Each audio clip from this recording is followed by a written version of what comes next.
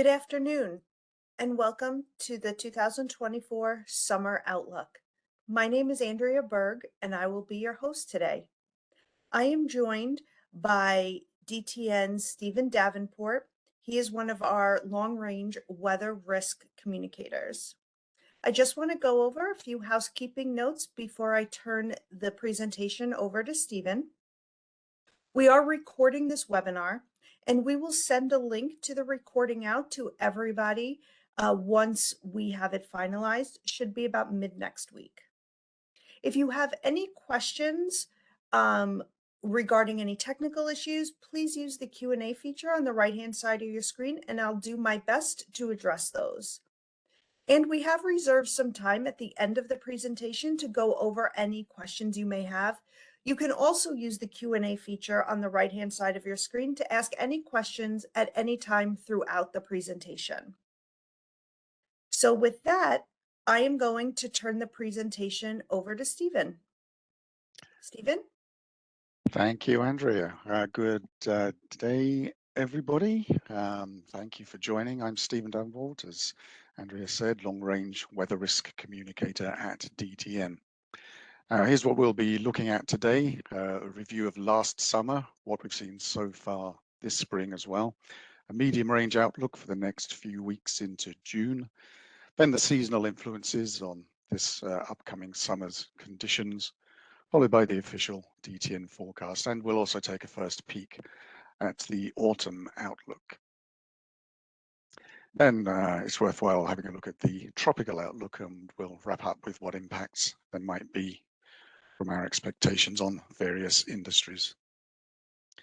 So let's begin with a reminder of 2023 summer, starting with the temperatures.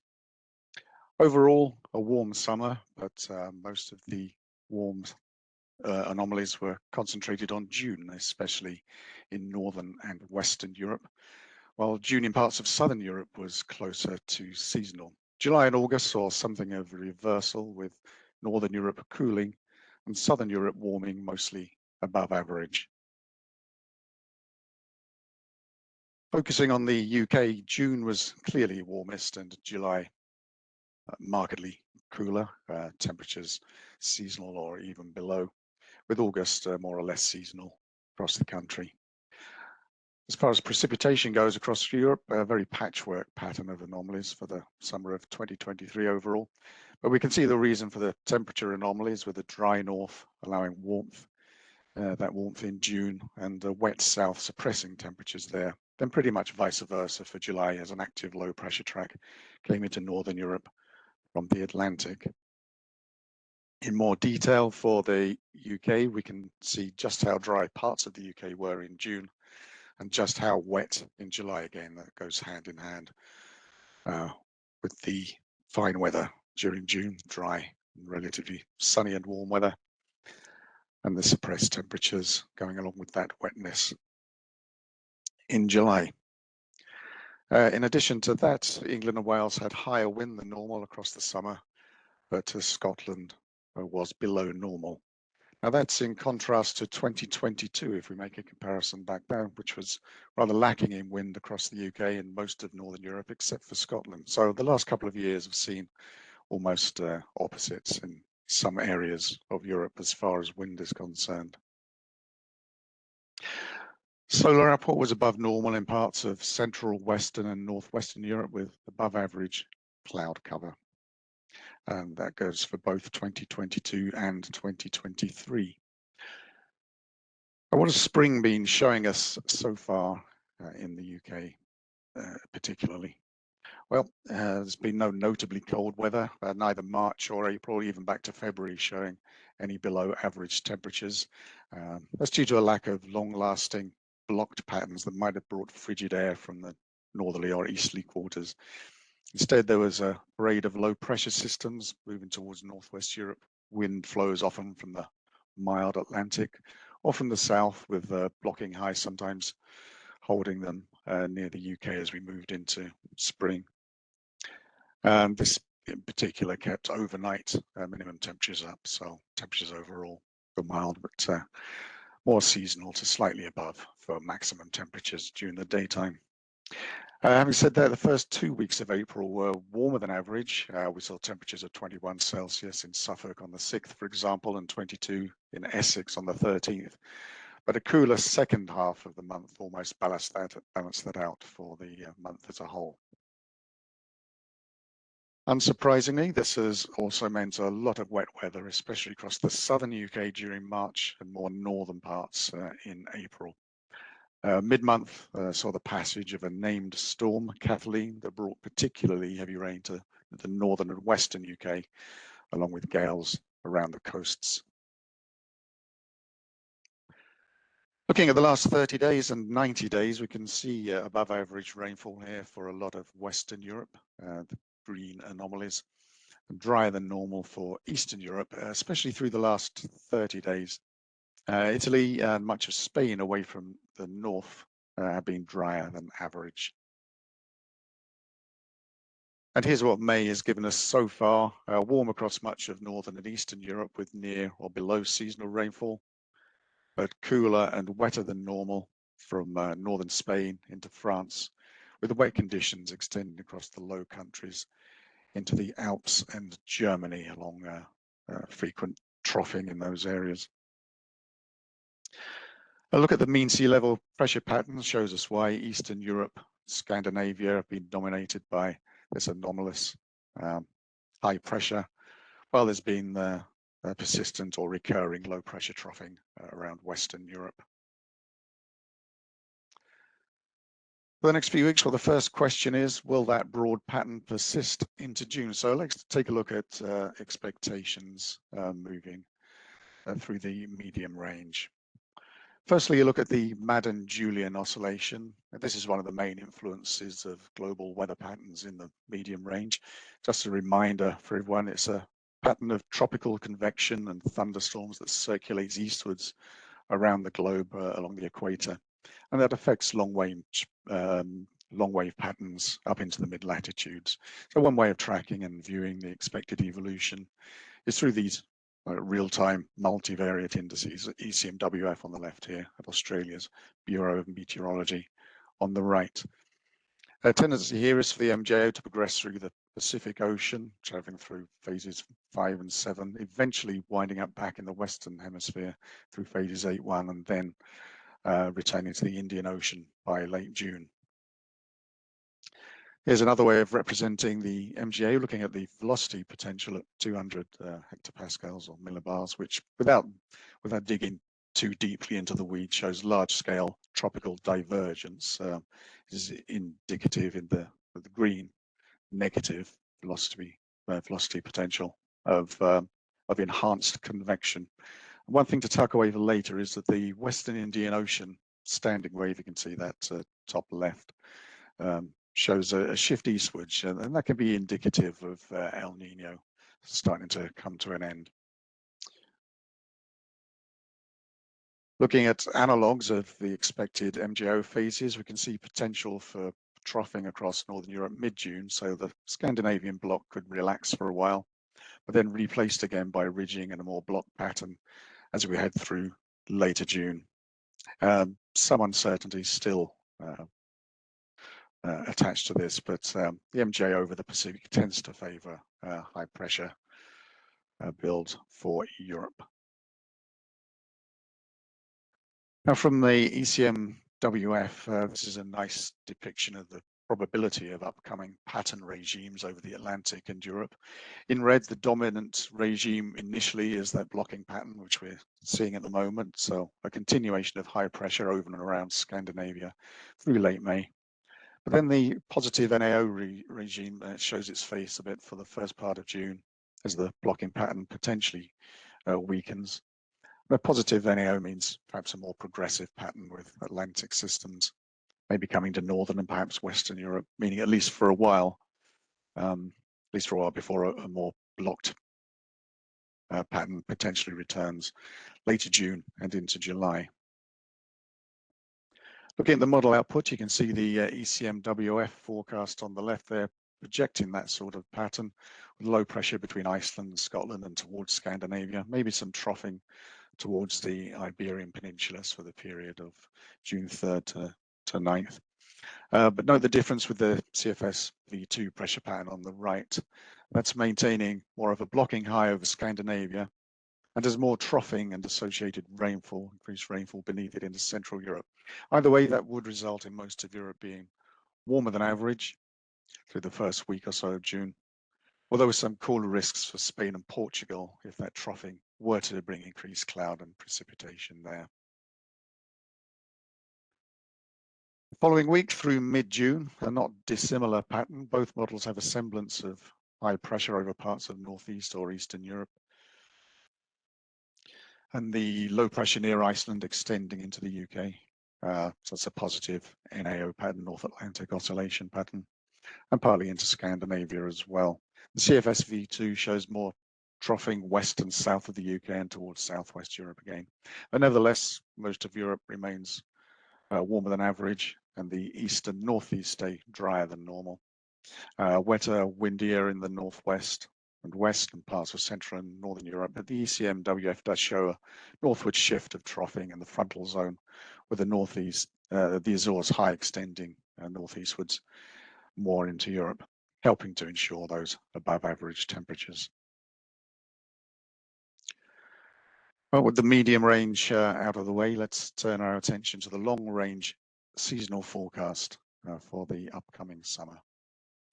So what goes into the forecast? Well, it's compiled by taking the climatology, narrowing that down to the trends over the past decade, relating this to the statistical analogues from the teleconnections and some of the seasonal computer models that creates our final forecast solution. So what are the main seasonal drivers of the teleconnections, large-scale atmospheric and oceanic influences on the northern hemispheric weather for this summer? Well, the influence of the oceans can never be overstated. These are the prime drivers, and we've been seeing this year unprecedented warmth in many areas of the Earth's oceans. And ocean temperatures change so slowly, so their patterns give us some decent clues to longer range weather outcomes. We can see from the graph on the left here that the average global sea surface temperature is the highest on record. That's the black line, and indeed has been for quite some time, all of this year and before. The orange line is 2023, which was the previous warmest during spring. Now, as El Nino fades away, there's some moderation, but global sea surface temperatures remain unprecedentedly high. A contributor to that is the Atlantic Ocean. This is the right-hand graph, which is also at record warm levels and has been for most of the year, except for brief periods in early May. Obviously, such a vast area of warm water right on our doorstep in Europe is going to have an impact on the European weather moving forward. Here are the main oceanic drivers then in the ECMW forecast. The warm Atlantic means a positive phase of the AMO, that's the Atlantic multi-decadal oscillation. We also have anomalous warmth in the Indian Ocean and warmer waters in the western basin of the Indian Ocean than the east, and that's a positive phase of the Indian Ocean dipole, or IOD. The Pacific decadal oscillation, a bit less important for Europe than for North America, but still considered, and remains in a negative phase. And that means anomalous warmth in the North Pacific, but cooler waters near the Pacific coasts of Canada and the US. And last, but very much not least, is the tropical Pacific, where El Nino, as we've already mentioned, is in the process of cooling and switching to La Nina. So warm equatorial waters changing to cool. You can see the blue there and the ECMWF forecast indicating this change to La Nina conditions. Here are those drivers in tabular forms, forecast from the main global models for the next few months. Increasing negative Nino 3-4 values that mean a developing La Nina, while the AMO stays positive in all models, so persistent warmth for the Atlantic. The PDA stays negative, and the IOD positive, but tended to trend more neutral as we move towards the autumn. Now, looking at trends in the ENSO, the El Nino Southern Oscillation, there's a range of models from the International Research Institute for Climate with an average of the dynamical models highlighted. So we can see here the decline in El Nino, as water's cooled in the equatorial Pacific. And we're into neutral conditions this spring, currently around plus 0.2 degrees, with cooling continuing and pushing into La Nina territory through the summer. There has been and will almost certainly continue to be some variability in the forecast strength of La Nina, and there is a fair spread, as you can see. And this update is a bit less strong than previously. The cool is bottoming out at around minus 0.8, minus 0.9 degrees. Now here on the left, we see a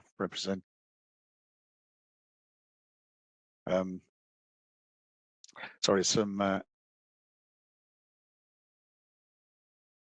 ENSO predictions from other major global models for this coming August on the left. By October, they're all on the cooler side, or nearly all, and they're heading towards a La Nina state, with a couple of exceptions to a greater or lesser degree. And all models, again, with quite a wide spread, showing La Nina conditions developing by the time where we get to October. An average of all these models puts us at around about minus 0.7, 0.8, but these are held back somewhat by the rather warm or Australian and Meteo France models. So around minus 1 degrees could be a reasonable projection, minus 1, minus 1.2 perhaps.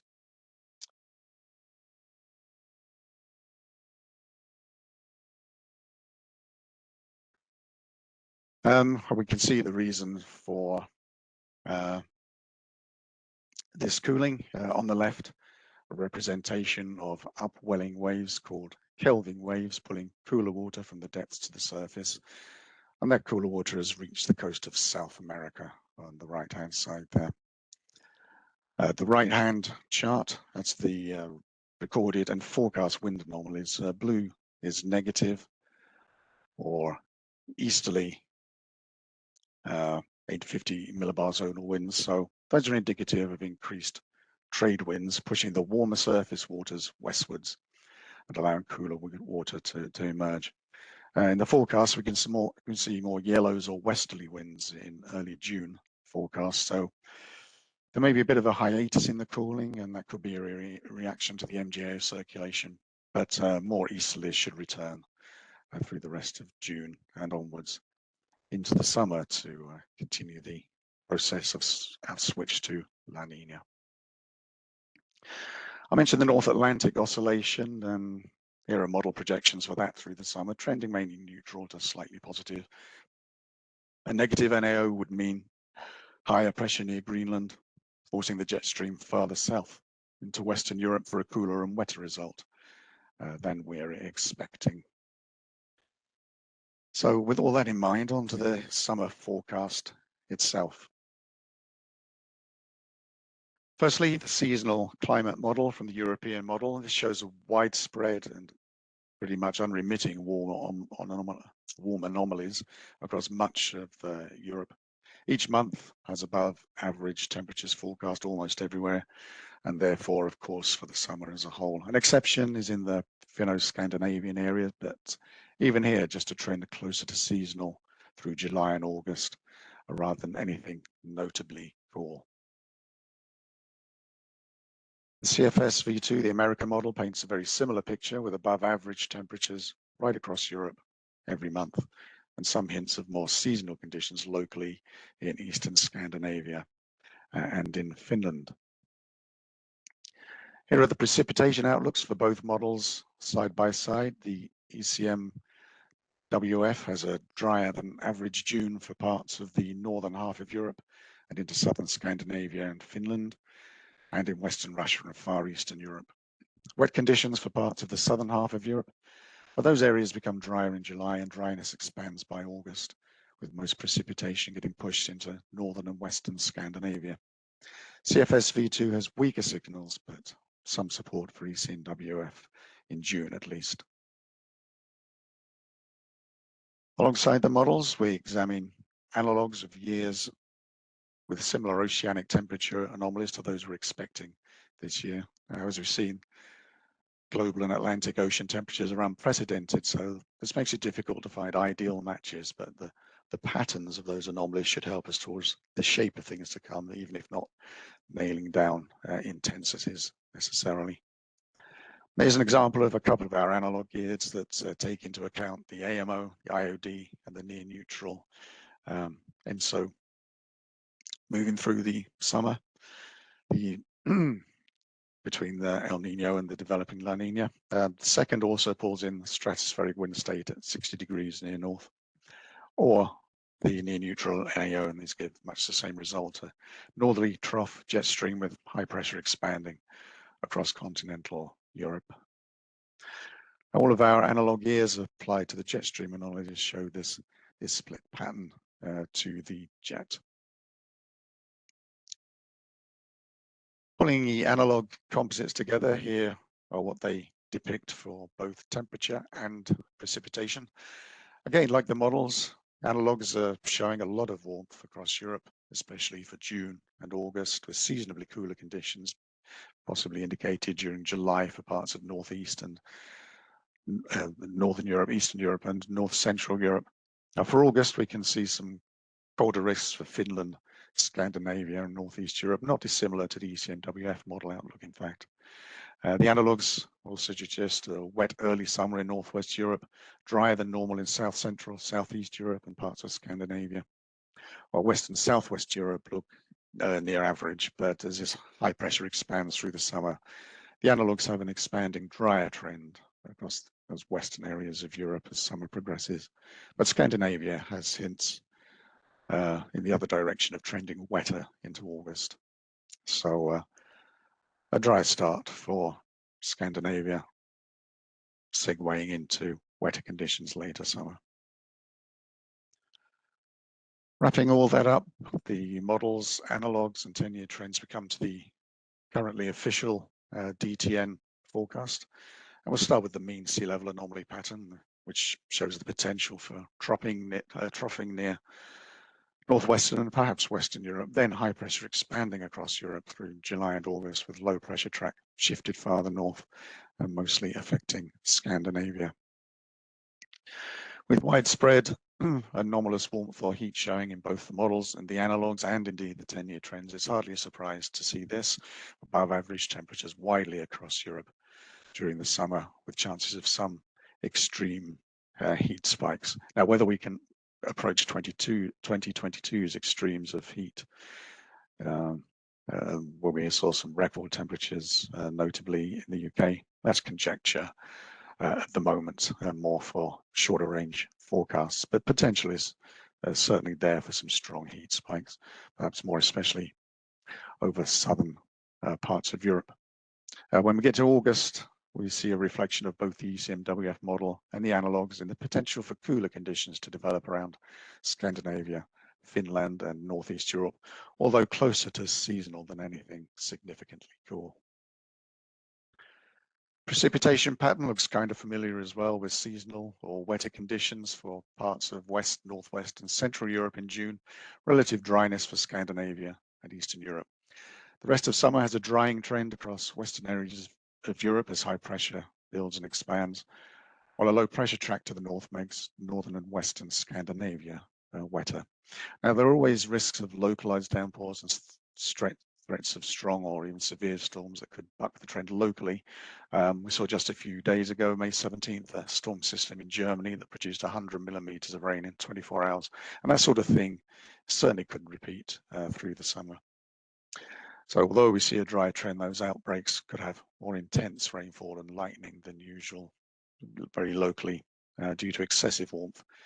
And the warmth of the Atlantic and Mediterranean, meaning, putting it very crudely, that more moisture can be retained in the atmosphere and be released. Those are the most probable month-by-month outcomes, but we need also to consider risks to the forecast. And these are represented by our alternate scenarios, which look at our warmest and coolest analogues. Scenario 1 looks at warmer risks to the forecast. It's hardly a surprise to see these showing an even hotter scenario and widespread warmth or heat. Aside still from some seasonal coolness around Scandinavia and Finland. The alternate scenario 2 is the cooler risk, and even this has widespread warmth in June, warm anomalies in much of Europe in July, except seasonal conditions in the northeast, and a greater expansion of cooling across Central Europe in August, but only below average in Scandinavia and Finland. So the risk of significant cooler conditions is rather low. We say there's around about a 20% risk that the Western Pacific cools faster than we're expecting, and that the Atlantic basin is cooler than we're anticipating in mid to late summer, which would limit the warming influence on Europe. But on the other hand, a 25% risk, we think, that the record warmth of the Atlantic fuels even stronger warming across Europe during the summer, pushing temperature anomalies even higher than forecast. Precipitation has lower confidence, with a slower dry trend is possible in July and August, but risks that the warmth, were also risks that the warmth and increased moisture will fuel stronger outbreaks of rain whenever they occur.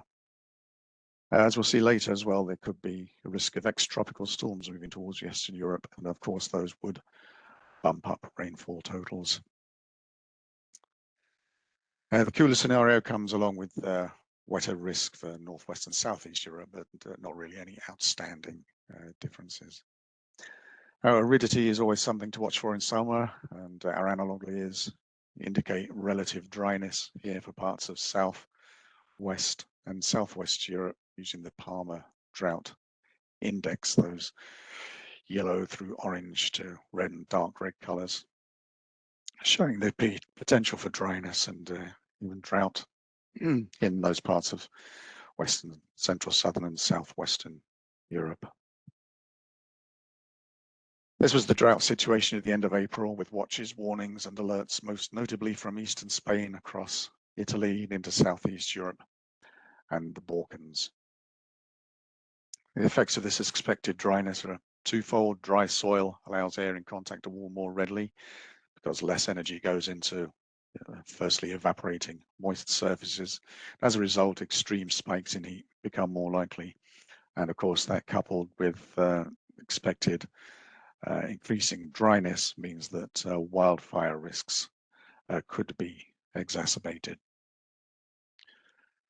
Now, a brief peek at what we're expecting further on in the year, into the autumn. It looks like the anomalous warmth of summer should continue into the autumn for most of Europe. Each month in our forecast showing above average for most areas, but some cooler chances appear for the UK and Ireland as the season progresses, although nothing as yet, nothing notably cold is as yet indicated at the moment. For precipitation, Western and Southern Europe projected to be drier than average, but Western Europe becomes wetter in October. The Northwest, meanwhile, has a drier trend in late autumn. Late summer's wet trend for Scandinavia could continue at least into early autumn. And a quick summary of the renewables situation now. And for solar output, it's not looking ideal across the UK, especially the north, although there should be some improvements as the season wears on. Western and southwestern Europe start summer cloudier than average, but this expanding high pressure should bring improving solar through July and August.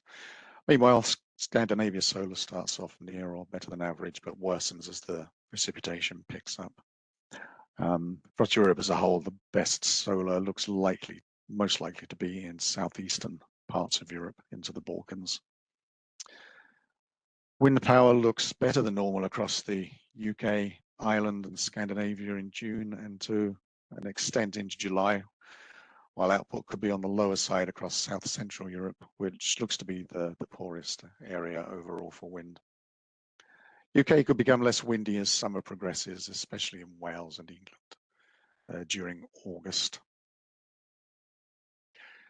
The key points then of the forecast expectation across Europe: widely hotter than average with some extreme heat risks at times, tended to become drier across much of Europe as summer progresses, but the opposite for North and West Scandinavia, which would become wetter by August.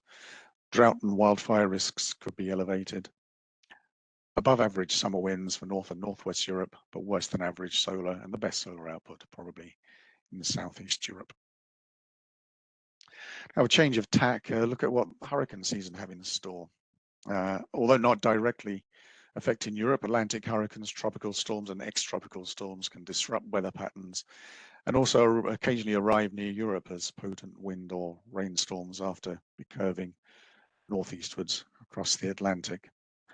For example, in 2023, 3 ex-tropical systems got into Ireland after they got wrapped up in mid-latitude low-pressure systems. The most significant of these became a named European storm, Agnes, and that brought flooding and knocked out power in parts of Ireland in September of 23. And that followed 2 ex-hurricanes, which also brought strong winds and flooding rains.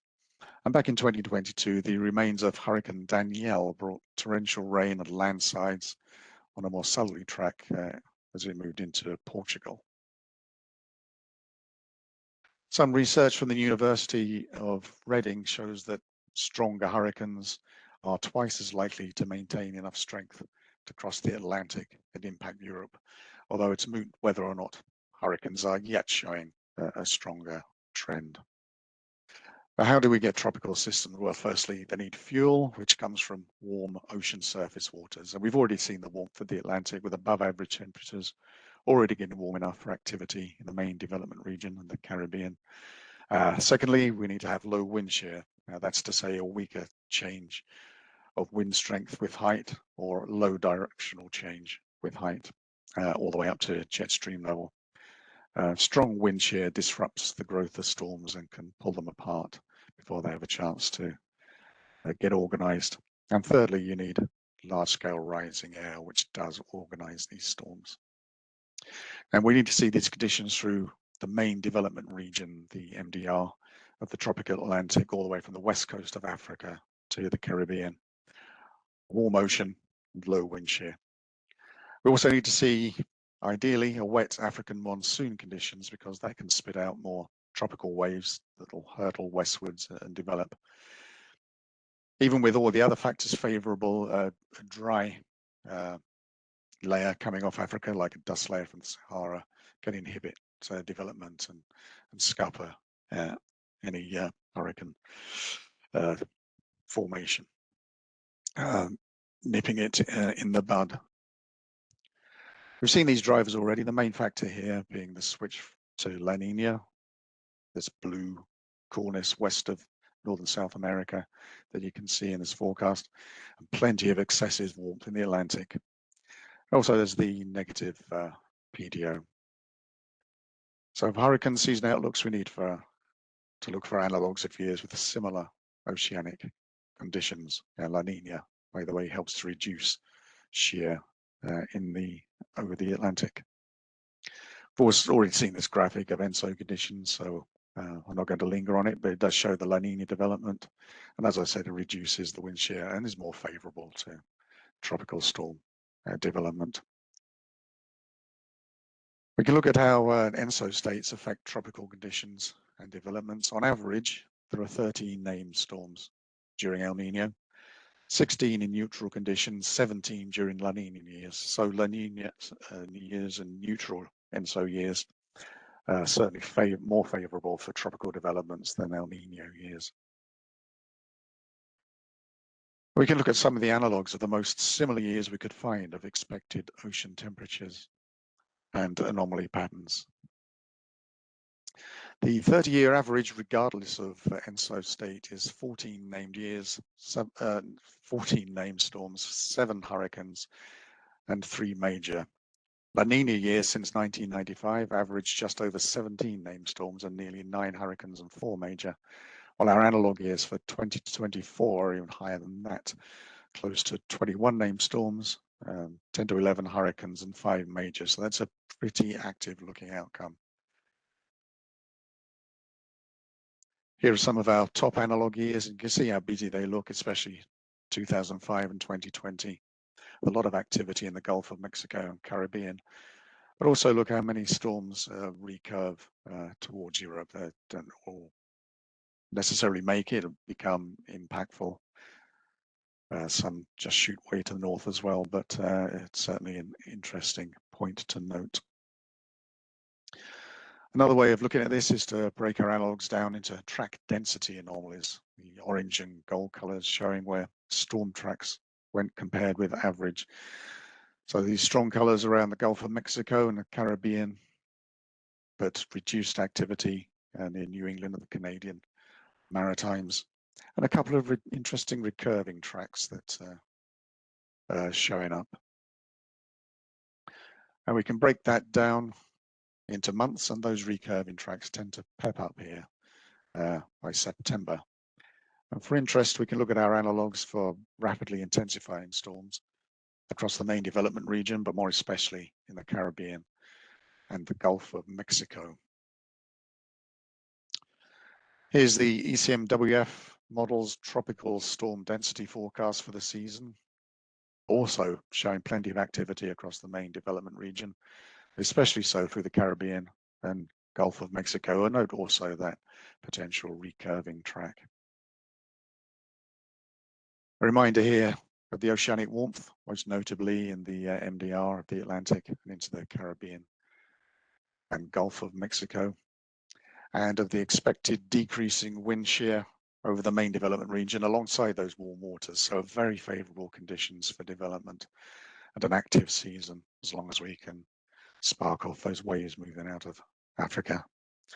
Even so, chances for some local developments as well around the Gulf of Mexico and the Caribbean. So here's a summary of the expected environment this season. Developing La Nina, favorable for tropical development. Well above average activity anticipated via the analog years.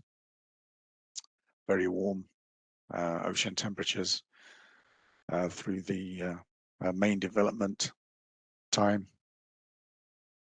Lower wind shear than normal, again favorable for development. The model guidance suggesting above normal rainfall across most of the tropics, so that's another signal. Rapid intensification is favored by the analogue. So what we're looking at, in summary, is a pretty active season indeed. Fears of a very active season. So here we can see the expected steering patterns for this year's hurricane season. Broad high pressure should push several storms towards the Gulf of Mexico and Caribbean, because I can't just barrel through the high pressure. But there should be occasionally an escape route anytime we get low pressure near the Canadian Maritimes and troughing southwards, which will allow for recurving storms back northeastwards across the Atlantic. Well, here is our tropical outlook then, forecasting 25 named storms, 12 hurricanes, 5 major hurricanes, which would be up there among the most active seasons on record. Enhanced risks for the southeastern US, the Gulf of Mexico and the Caribbean, but risks can't be ignored anywhere, even where risks look to be lower. And these high levels of activity could mean greater chances that ex-hurricanes or ex-tropical storms will recurve and impact parts of Western Europe. Just a quick look at the Atlantic storm names on the slate for 2024. If our forecast verifies, then we might well zip past William and dip into the supplemental list, but we hope not. Well, back to the main forecast of Europe, a quick look at possible industry impacts of the expected weather. For the utilities, the biggest impact is from this widespread above average heat, increasing energy demand for cooling. Some mitigation maybe could come from above normal solar in southern Europe and increased wind production across the northern half of Europe. But occasional strong, severe storms are certainly possible, so power outages from wind or lightning from these summer storms, plus intense rainfall events, will be a risk. For aviation and other transportation, a northerly jet stream could impact flight times out of eastern Canada and the northeastern US in particular, while any strong storms could always cause delays, bring risks of increased risks of turbulence. For road transportation, high temperatures could lead to softening of road surfaces. On the railways, any bouts of extreme heat could lead to risks of, example, rails buckling. And in every instance, there could be heat stress on anybody working outdoors. And that threat of Heat sickness also applies to sport and indeed any other outdoor event this summer, such as festivals. And of course, we have the Olympics coming up in France, which could be susceptible to some strong heat. Occasional thunderstorm outbreaks could cause delays through either heavy rain or strong winds or lightning due to safety concerns. We've seen the elevated hurricane and tropical storm risks for the Gulf of Mexico, so there could be impacts on shipping across that body of water or moving in and out of ports. Shut-ins offshore are a risk, so are interruptions to LNG supplies, although oftentimes the reduction in demand, there could be reductions in demand because of tropical systems, increased cloud and rain, and also power outages. Those could maybe even outweigh the loss of supply. Finally, here's our graphical summary of all we've talked about for this summer's outlook. Above average temperatures across much of Europe, some strong heat spikes possible, more seasonal overall to the northeast. Those extremes of heat more probable for the southern half of Europe. A drier trend for southern and western Europe, but becoming wetter later summer in northeastern areas, including Scandinavia. Confidence in the forecast is medium, higher across the southern half of Europe where heat is most probable, but northern areas of Europe could see more variability, making the summer average a bit less certain. And that's what we have for our DTN summer forecast, and I'll invite any questions. Stephen, I see a few have come in. The first question being, will there be more lightning or at least more disruptive events than usual? Yeah, good question. I've you mentioned the chance of strong storms. It's maybe obvious to say during the summer months, especially with this warmer than normal air and providing fuel and any unsettled conditions, come with a relatively high risks of thunderstorms. And there's been a study that suggests greater risks during La Nina of thunderstorm outbreaks, although maybe there's more at southerly latitudes south of about 35 degrees north or so far. So certainly something to look for in southern Europe. We might even assume that greater rain means greater thunderstorm chances, but like with ex-tropical storms, localized outbreaks of heavy thundery rain are masked at the month-to-month level by rainfall generated by broad pattern. Now, there are some indications indicated by the expected pressure pattern of potential significant lightning outbreaks and convective systems, which could support outbreaks moving north or northeastwards from the near continent. And we're also, of course, more likely to see thundery outbreaks when there's a lot of moisture through the atmosphere,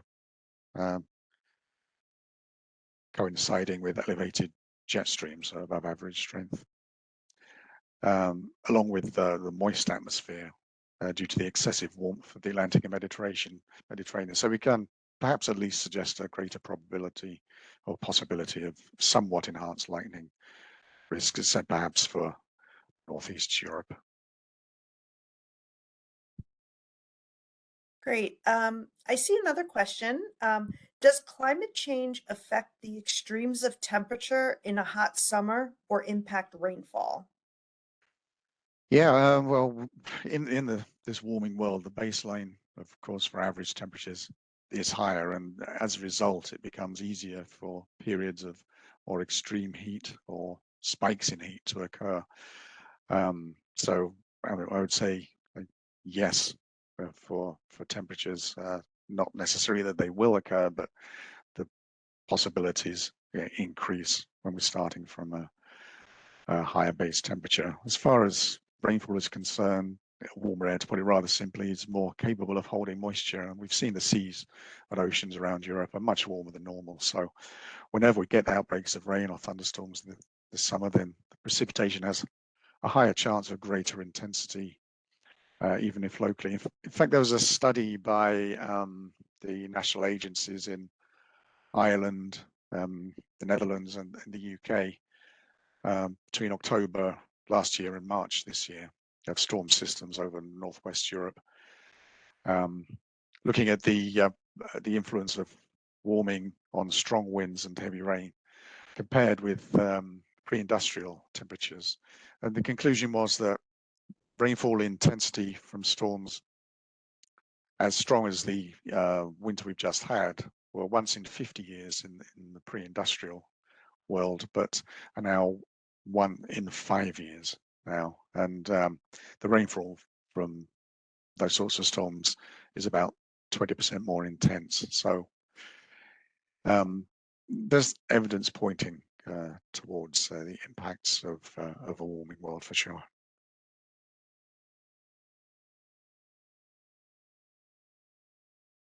And I see one last question, but if anybody else has any questions, you can still time to put your questions in the Q&A on the right-hand side of your screen. But the last one that I see is, has recent volcanic activity had any effect on weather patterns? Now, that's actually something we looked at in our most recent seasonal outlook. So in fact, I was considering including it in the main body of the presentations. That's a good question. So handily, I have something kind of prepared for that. Thinking back a couple of years, we had that massive eruption of the Hunga Tunga volcano that injected huge amounts of water vapor into the atmosphere, but very little sodium dioxide. Now, there's some suggestion that increased water vapor when it got into the stratosphere at high latitudes might have aided a degree of warming. But more recently, we need to consider the major eruption in Indonesia of the Ruang volcano. Now, that had the largest output of SO2 this century. Impacts are a little bit unclear, but in the last 75 years, all major tropical volcanic eruptions except one have been followed by an El Nino, with apparent tendency for the western tropical Pacific to cool, the eastern tropical Pacific to warm following eruptions such as that. The aerosols from these eruptions obviously reflect the incoming solar radiation, so the western Pacific cools, and that can have a knock-on effect with causing the easterly trade winds to weaken, and that can allow the eastern Pacific to warm, so hence move towards El Nino conditions. But right now, there's not really a sufficient reservoir of warm water in the western Pacific that could slosh back eastwards if the trade winds weakened under such circumstances, because El Nino is currently switching across to La Nina, and the subsurface waters are colder than average in the eastern and central Pacific. Now, there might have been more of a chance prior to the current El Nino, but it's uncertain really what effect, if any, the current Ruang eruption could have. Likely to be minimal, at most just cause a weaker La Nina than we're currently expecting.